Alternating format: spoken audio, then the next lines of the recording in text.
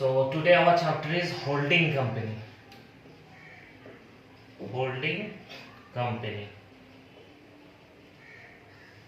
So see here, holding company means suppose you want to invest in another company. That means they want to purchase the share of another company. The company who have purchased the share, it is a parents company. Parents means the guardians.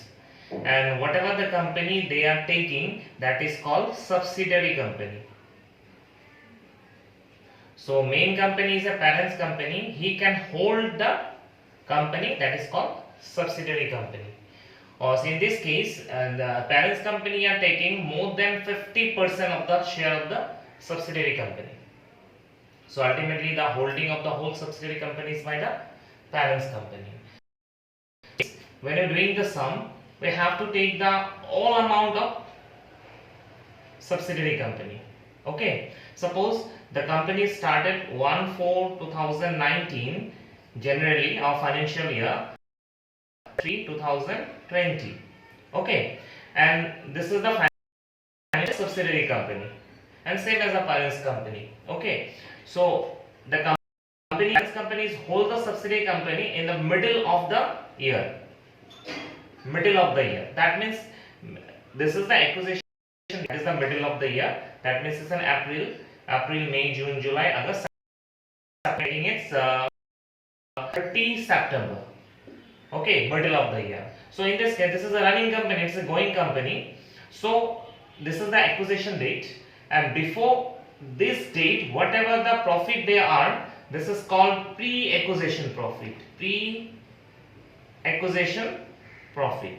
And after this 30 September, whatever the profit they have done, that is called post acquisition profit. This pre-acquisition profit is also known as capital profit, and post acquisition profit is a revenue profit. Okay, so basically the acquisition date is important. Okay, and before the acquisition date, whatever the earned by the subsidiary company, that is termed as pre-acquisition profit or capital profit, and after the acquisition, whatever the profit, that is called post-acquisition profit or revenue profit. So in our chapter, we have to divide this profit. That means we have to divide this profit into the proportion. Proportion means how much percentage the parents company hold the share and what is the percentage of the subsidiary company. Suppose the parents company have 2000 share, right? But subsidiary company, that means total subsidiary company is 2000 share and parents company is taking as 1600 share. So what is the proportion of the parents company? That is 1600 out of 2000, and he have only 400 out of 2000. So if we take the proportion, so the proportion will be 4/5 and 1/5. 4/5 and 1/5, because out of the 2000 shares, 1600 shares taken by the and remain the 400 share to the subsidiary company. So out of 2000, 1600 is the parents company, that means their proportion is 4/5, and out of 2400, that means their proportion is 1/5. So this is our proportion. So see this proportions, that means our pre-acquisition profit are divided between the holding company and subsidiary company. Whatever the profit, it will divide it by 4/5 and 1. Same way, this is also divided holding and subsidiary, that is 4/5 and 1/5. Okay, so remember that this the profit of the share of subsidiary company, it both are added when you calculating minority interest. Minority interest, because in this chapter minority interest should be calculated. So when you calculate the minority interest, these two profit are added with the minority interest. And this post acquisition profit, it should be added. It should be added in balance sheet of holding company with their profit. With their profit. That means post acquisition profit, holding company profit, the proportion should be added in the balance sheet of the holding company with their profits. And these two subsidiary company proportion are added with the minority interest.